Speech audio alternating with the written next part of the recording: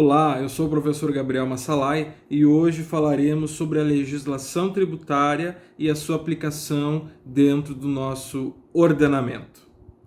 Para começar, nós temos que conhecer o conceito de legislação tributária. O conceito de legislação tributária está dado no Código Tributário Nacional, no artigo 96, que nos diz: a expressão legislação tributária compreende as leis, os tratados e as convenções internacionais, os decretos e as normas complementares que versem no todo ou em parte sobre tributos e relações jurídicas a eles pertinentes. Então, a legislação tributária o conceito, é aquele elemento que traz as normas que têm aplicabilidade dentro do nosso sistema jurídico voltado para o direito tributário. Então, nosso ordenamento jurídico possui uma série de atos normativos, né, que nós conhecemos comumente como leis, né?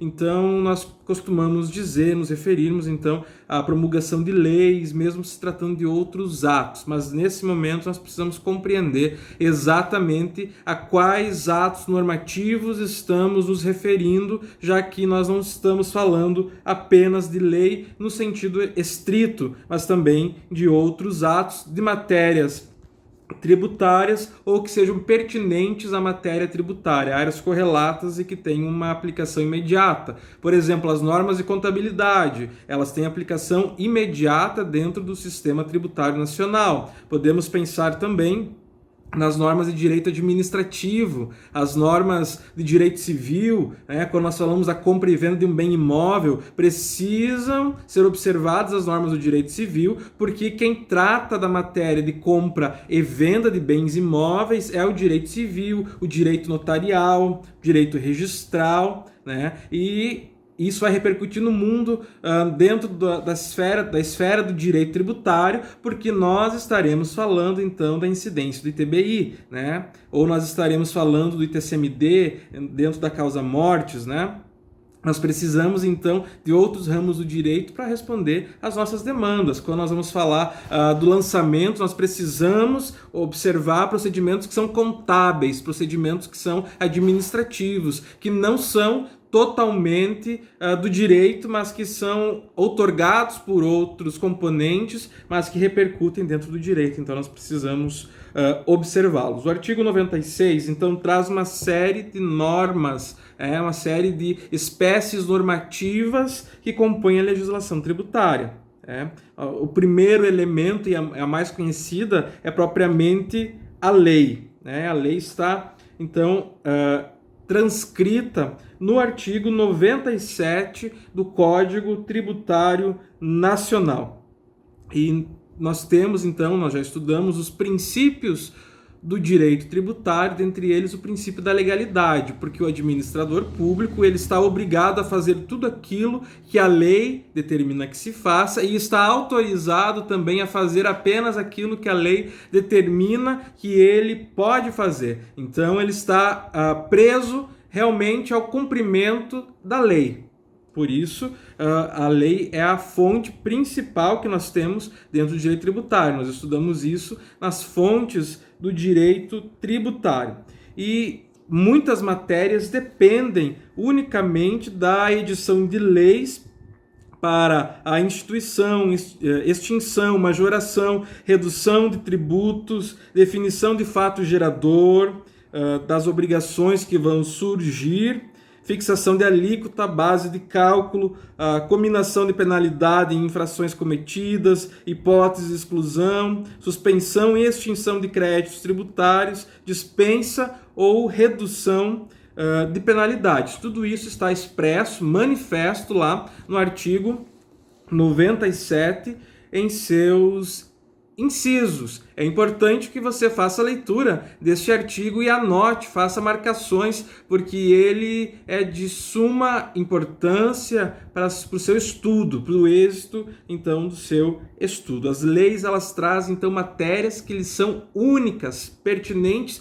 unicamente a isso, né? Não pode ser legislado por decreto, por tratado, por norma complementar. Precisamos efetivamente da aplicação, então, da lei. Nós estamos falando da criação, extinção, majoração de tributos, fato gerador, base de cálculo. Então, veja só, um prefeito assume o cargo de prefeito e determina por decreto que a base de cálculo de um imóvel para fins de IPTU é de R$1 milhão, quando a lei que estabelece a planta genérica de valores, ela traz então para os imóveis a determinação do valor de cada metro quadrado, de cada imóvel dentro do sistema urbano do município, da zona urbana do município, e o prefeito decide fazer isso por decreto.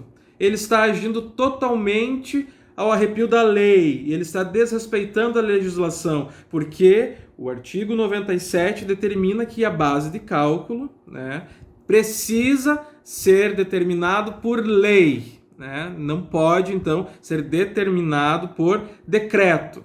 Mas quando nós estamos falando de atualização, pode ocorrer atualização por decreto. A atualização não aumenta, a atualização ela não cria o imposto. Ela simplesmente traz para a realidade. Por isso, a atualização por decreto precisa seguir os índices oficiais. Se não seguir os índices oficiais, nós estamos falando de aumento. Aumento, majoração de tributo unicamente por meio de lei. Observe esses requisitos, observe esses elementos, porque eles são importantes. Eles sempre são cobrados em provas e avaliações. E muitas vezes, muitos administradores públicos agem com aquilo que nós chamamos de força ou ato do príncipe e começam a decidir coisas por decreto que cabem à lei. O decreto é emitido unicamente pela autoridade que está assinando, que está, então, afirmando aquele documento. Mas a lei ela passa pela Casa Legislativa em que há manifestação da vontade da soberania popular. Por isso que em muitas matérias há reserva de lei, porque precisa passar efetivamente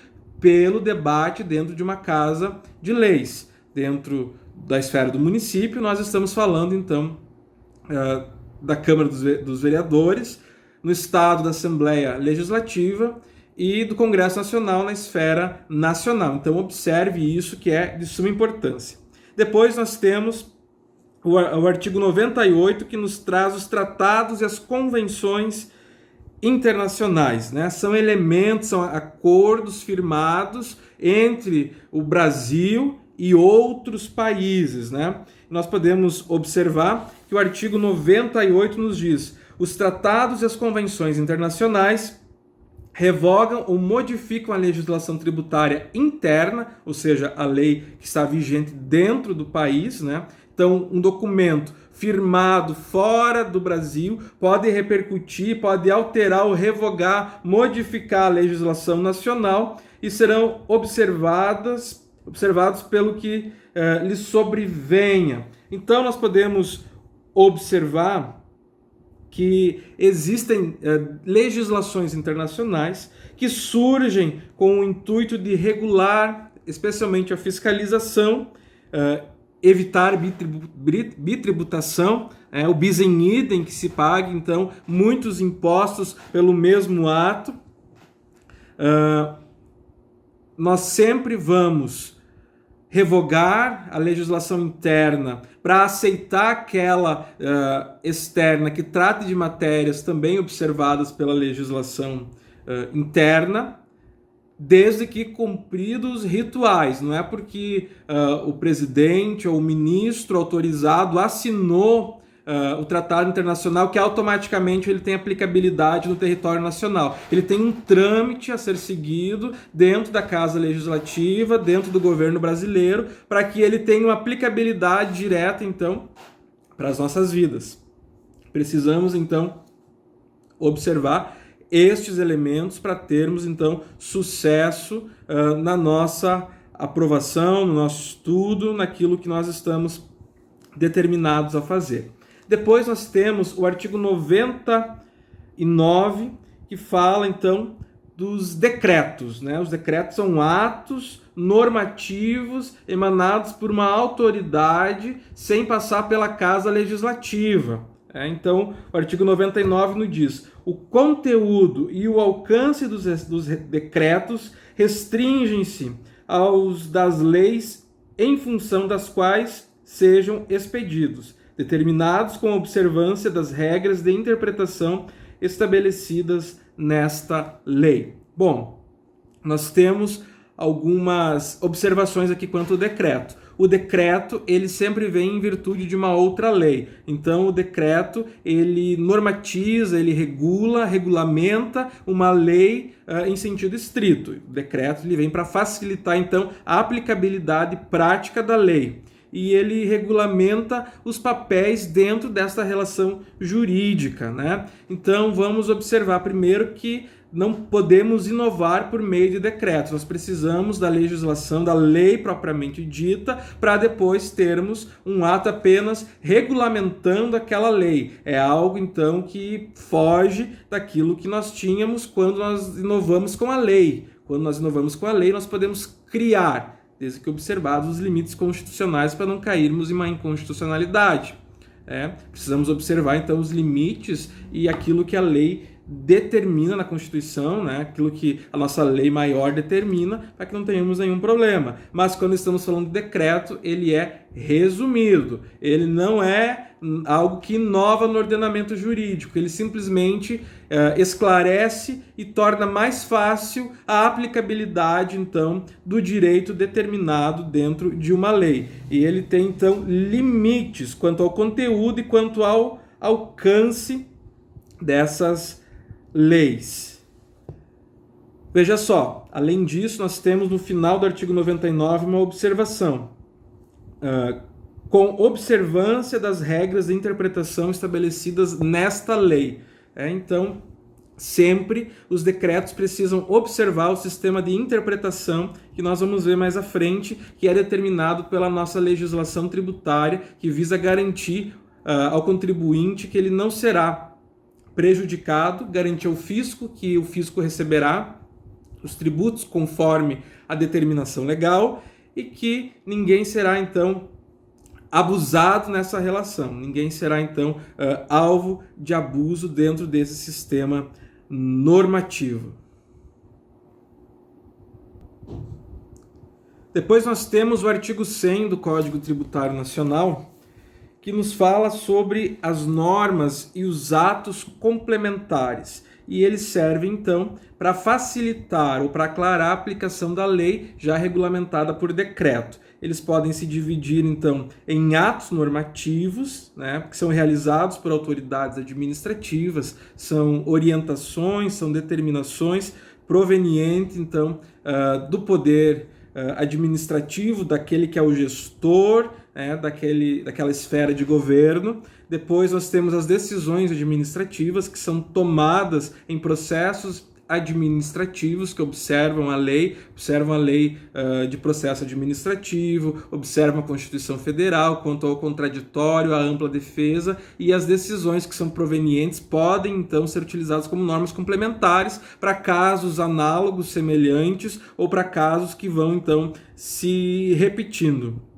Nós temos as práticas reiteradas, que são costumes utilizados pela administração pública, ou seja, eles não estão escritos em algum local, mas comumente se utiliza isso.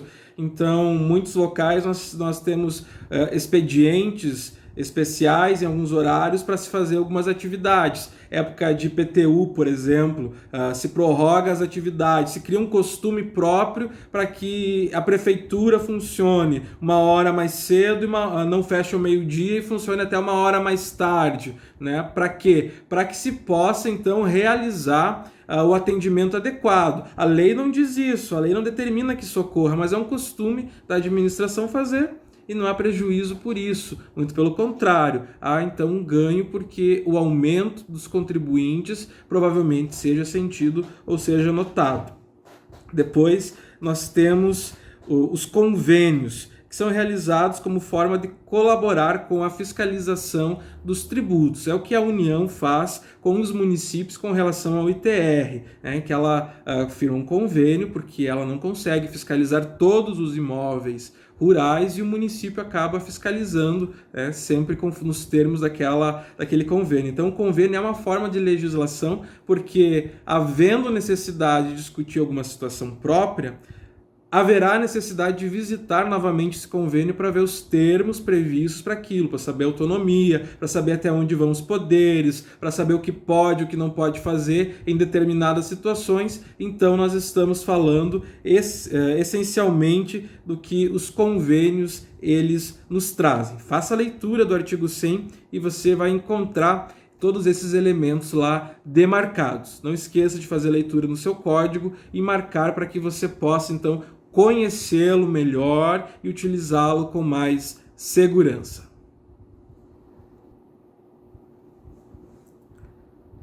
Outro tema importante para estudarmos é a vigência da legislação tributária, quando ela passa a ter, então, vigência dentro do ordenamento jurídico, né? A partir de que momento aquela lei ela passa realmente a refletir na vivência do contribuinte e também do fisco. Isso nós vamos encontrar a partir do artigo 101 do Código Tributário Nacional. Faça a leitura, marque-os também.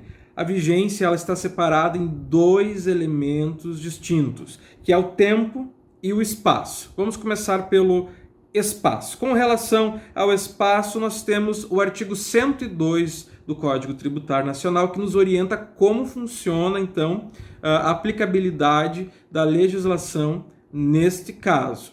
Veja só, o artigo 102, ele nos diz: a legislação tributária dos estados, do Distrito Federal e dos municípios vigora no país, fora dos respectivos territórios, nos limites em que lhe reconheçam extraterritorialidade, os convênios de que participem ou do que disponham esta ou outras leis de normas gerais expedidas pela União.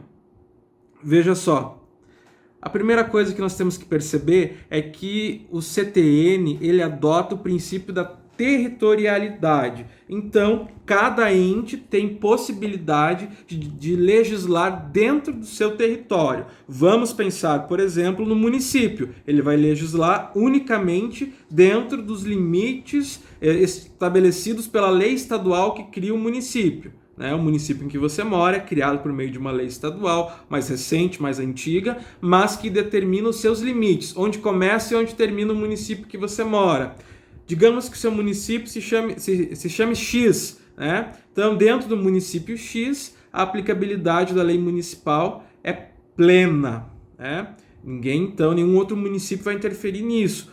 Observando, é claro, é o disposto na Constituição Federal para o que é de competência privativa do município, do Estado e da União. Porque o que é da União, a União vai legislar. O que é do Estado, o Estado e o Distrito Federal irão legislar. E o que é do município, o município vai legislar. Cada ente tem as suas competências e essas competências são atribuídas pela Constituição Federal. Então, cada ente vai efetivamente legislar e ter, então, a vigência no espaço determinado para a sua existência. O Estado do Rio Grande do Sul vai legislar sobre os impostos, sobre os tributos estaduais dentro do Estado, do território do Estado do Rio Grande do Sul. Não vai legislar sobre Santa Catarina.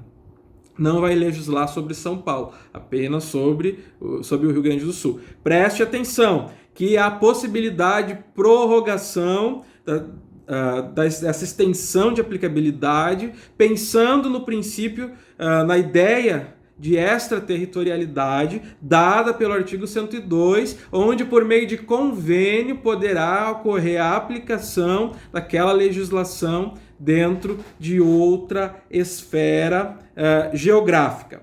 Por exemplo, nós temos uma área limítrofe, né, entre municípios, e ali há um convênio entre eles para uma aplicabilidade mútua, um espaço de fiscalização comum. Eles podem fazer um espaço de fiscalização para que a legislação dos dois caminhe no mesmo sentido, para evitar a sonegação de algum tributo, alguma taxa que deveria ocorrer dentro de um espaço em que é difícil se determinar exatamente onde passa a divisa de cada município, né? Nesse caso, nós teríamos então a aplicabilidade, possivelmente, de uma lei de um município dentro do outro, porque há um convênio autorizando isso a ocorrer. Preste atenção, só é possível fazer isso por meio de convênio. Lembrando que a União, ela, quando legisla sobre aquilo que lhe é determinado, ela tem competência sobre todo o território nacional. Então preste atenção nisso.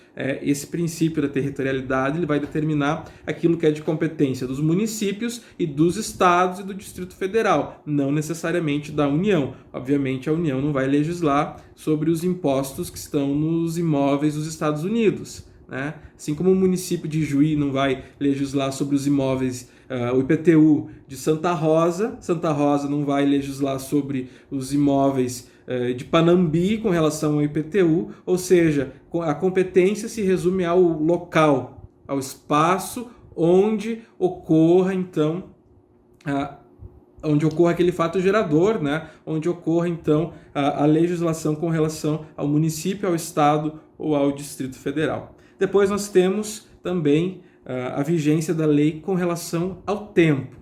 Em que momento a lei tributária, a legislação tributária passa a ser importante para o direito tributário, passa a ser importante para o contribuinte e também para o fisco. Quando que o contribuinte tem que se preparar? Quando que o fisco está autorizado a realizar a cobrança? Nós utilizamos o Decreto-Lei 4.657 de 1942, que é a lei de introdução às normas do direito brasileiro, e ela traz algumas informações, essencialmente quanto ao vacatio legis, o vacatio legis, né? Ou seja, a legislação, ela pode entrar em vigor imediatamente, ela pode ter um momento específico para entrar em vigor. Então, no finalzinho da lei vai dizer: esta lei entra em vigor a partir de 1º de janeiro de 2021. É possível. Ou então nós encontraremos uma previsão de que entra em vigor na data de sua publicação. Lembrando que a legislação tem que ser publicada nos diários oficiais, nas fontes oficiais dos governos, para que tenha efetiva validade, para que o contribuinte, o cidadão, tenha conhecimento da sua existência. Senão, nós estamos escondendo a verdade do nosso povo, nós estamos cobrando coisas que nós não conhecemos, que nós não deixamos conhecer. Nós temos também a possibilidade da legislação determinar a ocorrência do vacatio legis, que é a concessão de um tempo para iniciar a vigência da lei. Então, a lei é publicada, mas ela só passa a ter vigência a partir, então, de um determinado período. Isso pode vir determinado pela própria lei, então entra em vigor dentro de 30 dias contados da publicação, ou poderá entrar em vigor se houver uma omissão do legislador nesse sentido, conforme a lei de introdução às normas do direito brasileiro, em 45 dias após a publicação oficial. Preste atenção, esse é o prazo, é a regra, então, do vacatio legis, quando a legislação não dispuser o contrário. Nós temos, para as normas complementares, previsão nos artigos 103 e 104 do CTN. Então, vamos ver. 103. Salvo disposição em contrário, ou seja, pode haver alguma outra previsão em outro instrumento, mas não havendo, nós vamos aplicar o que está no Código Tributário Nacional. Entram em vigor os atos administrativos a que se refere o inciso 1º do artigo 100. Nós falamos, agora há pouco, sobre o artigo 100, né, que traz, então, algumas espécies de situações em que é necessária a edição de lei e não de outro ato normativo para que se considere, então, a legislação válida para o nosso ordenamento jurídico. Nós estamos falando, então, de impostos sobre patrimônio e renda. Nesse sentido, entra em vigor na data de sua publicação, conforme o inciso 1º do artigo 103.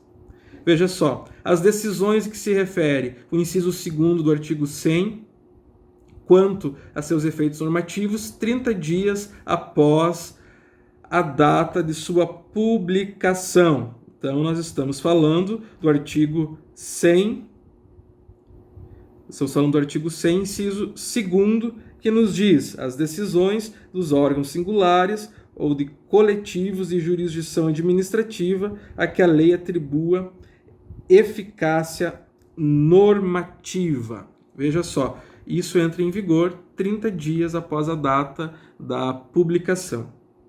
Também nós temos o inciso 3º do 103, que nos diz os convênios, a que se refere o inciso 4º do artigo 100, na data neles prevista. Os convênios, eles vão trazer a data em que eles vão passar, então, a ter validade, a data em que eles vão passar a ter vigência. Então, vão surtir efeitos jurídicos, podemos assim dizer. O artigo 104 nos diz: entram em vigor no primeiro dia do exercício seguinte, aquele em que ocorra a sua publicação, os dispositivos de lei referentes a impostos sobre o patrimônio e sobre a renda, que instituam o major, inciso 1º, que definam novas hipóteses de incidência, o inciso 3º, que extinguem ou reduzem isenções, salvo se a lei dispuser de maneira mais favorável ao contribuinte, observado o disposto no artigo 178. Observe que o 178 nos diz: a isenção, salvo se concedida por prazo certo, em função de determinadas condições, pode ser revogada ou modificada por lei, a qualquer tempo, observado o disposto no inciso 3º do artigo 104. Né? Então, observe que um artigo faz referência ao outro, sempre consulte as referências dos artigos. Veja que o inciso 3º está dizendo que as isenções, que são aquelas legislações, aqueles benefícios ou limites do poder tributário do Estado, elas vão efetivamente perder a sua vigência se não houver um prazo determinado para sua concessão a partir da edição de uma nova lei. Veja só, quando que nós vamos ter um prazo determinado? Agora nós podemos pensar que muitas pessoas poderiam ganhar isenção do imposto de renda em função do coronavírus, que está atingindo, é uma moléstia, as pessoas estão tendo perdas inestimáveis, estamos aí vendo as discussões, se fecha o comércio, se não fecha, se está certo fechar, se está certo abrir, enfim, não vamos entrar nesse mérito. Mas veja só, as pessoas estão efetivamente tendo perdas, né, econômicas, estamos falando apenas da situação econômica, não da saúde e não de outras situações que poderiam surgir. Pode ser que o governo federal, estou aqui dizendo, lance uma isenção com relação ao imposto de renda para algumas pessoas que são mais prejudicadas. Essa isenção não vai valer para a vida toda, porque é em função de um fato determinado, coronavírus. Quando contido o coronavírus, nós estaremos, então, livres desse problema e nós não precisaríamos mais, então, dessa isenção. Ela vai ter um prazo previsto para se encerrar. Mas se não houver uma nova lei, então precisa colocar fim à sua vigência e vai entrar em vigor essa lei que coloca fim à vigência de alguma isenção no primeiro dia do próximo exercício financeiro, depois então da sua aprovação. Então, a publicação da lei em 2019, a partir de 1º de janeiro de 2020, entra em vigor a nova legislação. Essa é a regra. Observe, estude novamente o princípio da anterioridade e da noventena, que são essenciais para compreendermos com exatidão esta matéria. Outro assunto importante a estudarmos é a aplicação da legislação tributária. Nós temos uma regra que está contida no artigo 105 do CTN, né, que faz nos lembrar do princípio da irretroatividade. O 105 nos diz assim: a legislação tributária aplica-se imediatamente aos fatos geradores futuros e aos pendentes, assim entendidos aqueles cuja ocorrência tenha tido início, mas não esteja completa nos termos do artigo 116. Certo?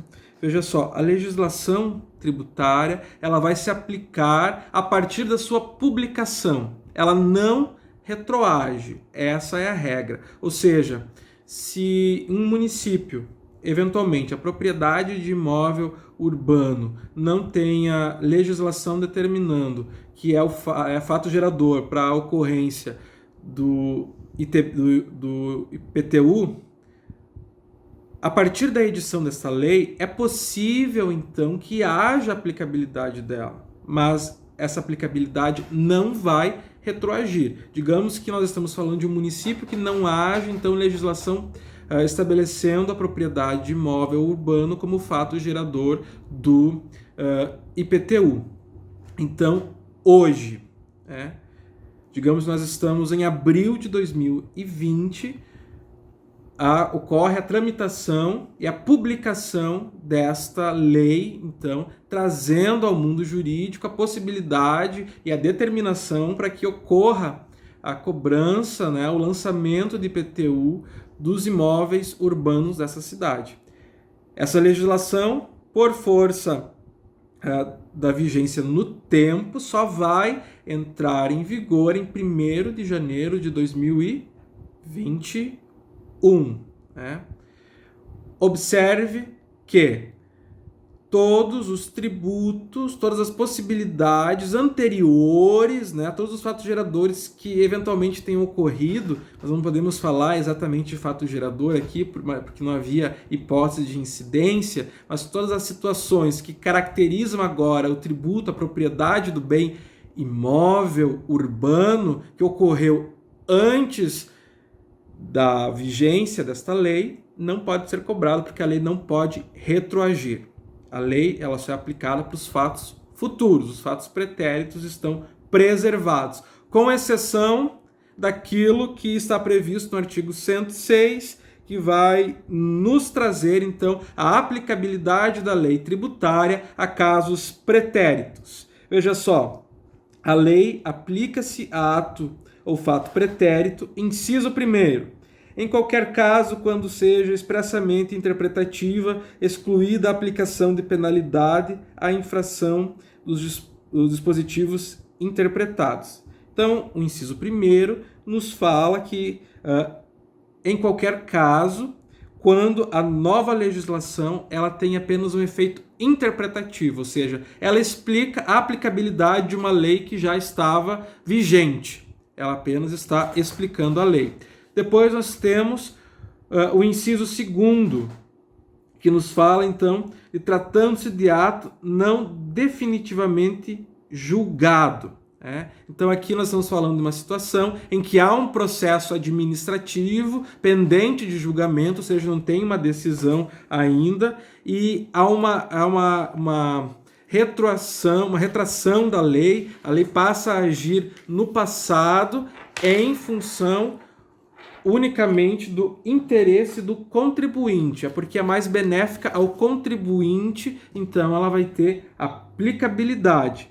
Vejamos então as hipóteses em que isso pode acontecer. A linha A, quando deixe de defini-lo como infração, ou seja, era uma infração, digamos, não manter os livros, caixas de alguma empresa anotados adequadamente. Inicia um processo administrativo para oferição de responsabilidade, o montante em que o empresário vai dever ao fisco, tudo mais, para que ocorra o lançamento de forma adequada com relação àquela penalidade, mas no curso desse processo, então, essa infração deixa de existir, deixa de ser considerada uma infração. Ela se torna apenas um ato que não tem mais uma penalidade. Nesse caso, então, nós estamos falando que a lei pode retroagir para beneficiar, então, o contribuinte.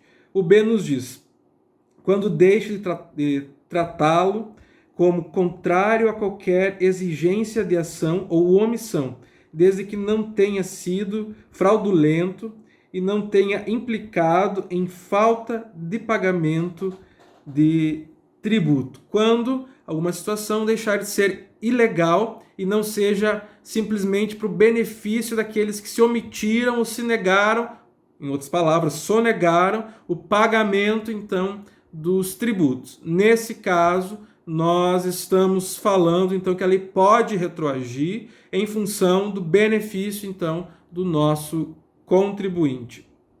O C nos fala quando lhe comine penalidade menos severa que prevista na lei vigente ao tempo de sua prática. Então, a nova lei continua tipificando como um ato infracionário a prática daquela situação, mas esse ato infracionário agora tem uma penalidade menor do que no dia que ocorreu. Digamos que a nova legislação entre em vigor em junho de 2020, o fato ocorreu em abril de 2020, né? Se o fato não estiver julgado até junho, é possível aplicar a nova legislação porque ela é mais benéfica. Só retroage em benefício do contribuinte ou retroage nos termos do inciso 1º, quando for do artigo 106, quando estivermos falando, então, de uma legislação meramente interpretativa, ou quando nós estivermos falando, então, de novas hipóteses de fiscalização, de apuração, que está previsto no artigo 144, parágrafo 1º do CTN, que nos diz assim: aplica-se ao lançamento a legislação que, posteriormente à ocorrência do fato gerador da obrigação, tenha instituído novos critérios de apuração ou processos de fiscalização, ampliando os poderes de investigação das autoridades administrativas ou outorgando ao crédito maiores garantias ou privilégios, exceto, neste último caso, para o efeito de atribuir responsabilidade tributária a terceiro. Então, o artigo 144 diz que sempre que a autoridade administrativa, por meio de uma nova legislação, puder apurar melhor o tributo, tiver mais possibilidade de realizar a fiscalização, aumentar os poderes para os fiscais tributários, para os agentes tributários, outorgar mais garantias ao crédito ou privilégios ao crédito tributário, é possível que a lei vá retroagir, porque não está retroagindo no ato, no acontecimento, mas sim na atividade administrativa de fiscalizar e da rotina tributária que vai ser aplicada, então, àquele caso. Veja a exceção. Essa legislação não vai retroagir para aplicar uma responsabilidade sobre terceiros que não estão, então, diretamente relacionados com a legislação e o fato que ocorreu. Preste muita atenção nisso, a lei não retroage para prejuízo de terceiros que, eventualmente, possam participar da relação processual ou da relação de pagamento, do ato de pagar, então, aquele tributo. Depois nós temos que pensar na integração das leis. A integração é aquele movimento de fazer com que o direito tributário, a sua legislação, não esteja num espaço isolado com relação a outras áreas do direito. Ela precisa, a legislação tributária, se relacionar com outras áreas, como o direito privado, o direito penal, o direito administrativo. Precisa haver uma relação direta com outros ramos do direito. E isso nós encontramos no artigo 108, né?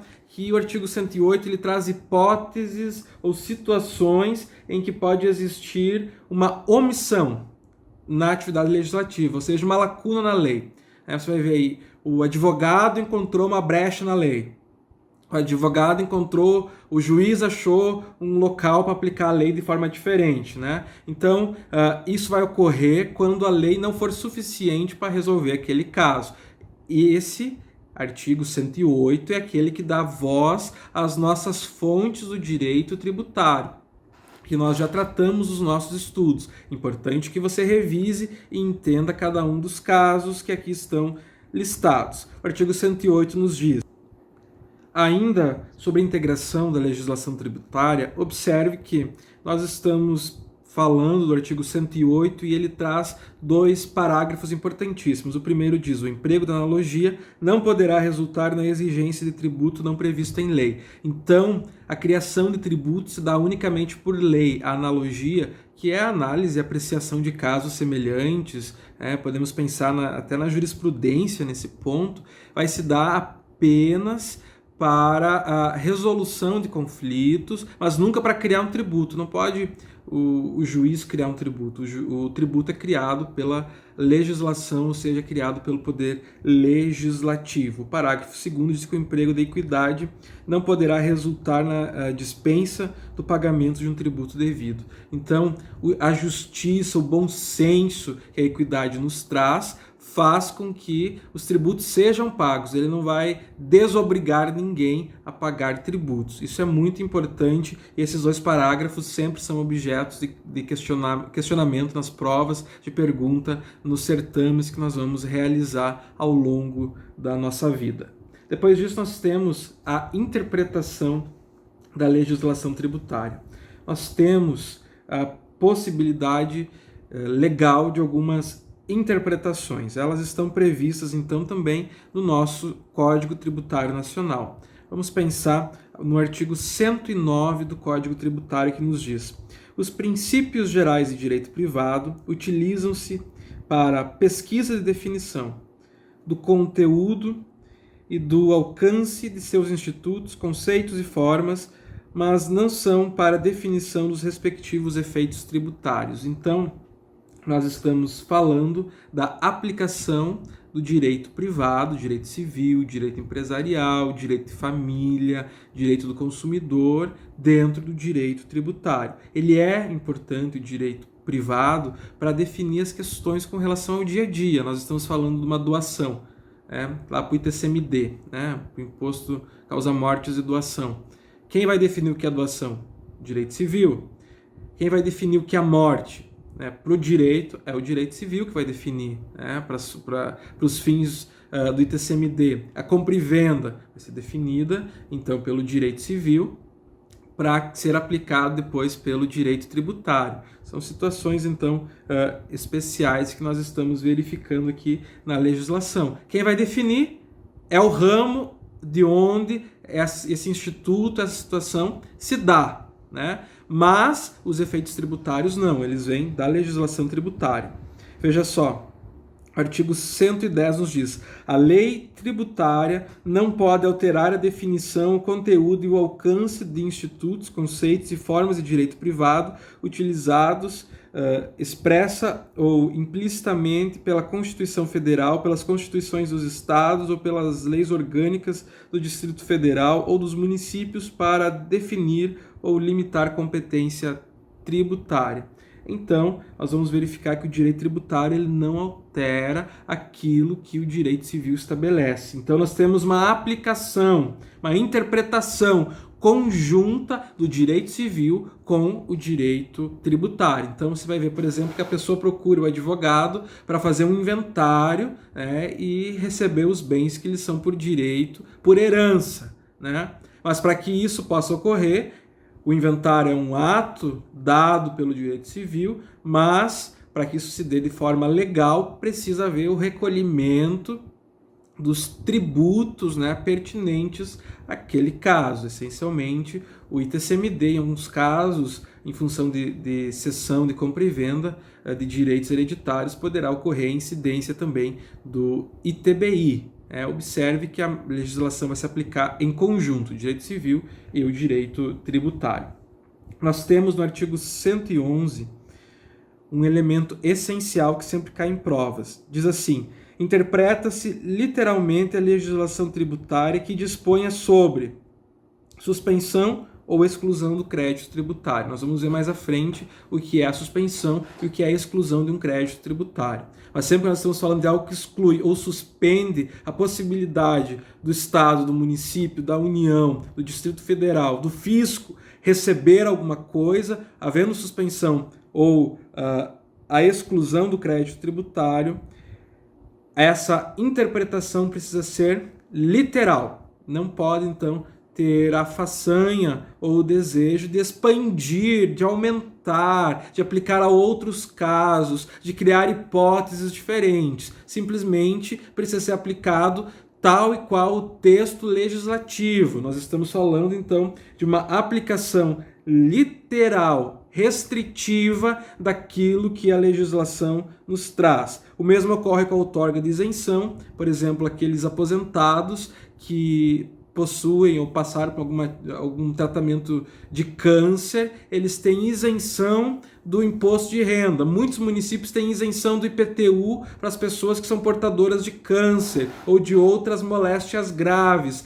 Então, essa interpretação, essa legislação ela é interpretada tal qual está escrito, é literal, não tem como expandir. Se diz que é para um imóvel com tantos metros quadrados e o imóvel que nós estamos falando é muito superior, não há como interpretar a favor do contribuinte, sempre de uma forma restritiva e sempre de uma forma, então, realmente literal. O inciso 3º nos diz: dispensa do cumprimento de obrigações tributárias acessórias. Quando uma empresa eventualmente seja dispensada de anotar no seu livro caixa o movimento, de fazer, de ter seus livros então anotados e verificados pelo fisco, quando uma empresa é dispensada por meio de uma dispensa, nós estamos falando que essa dispensa se dá apenas para os livros, para aquela obrigação acessória que é determinada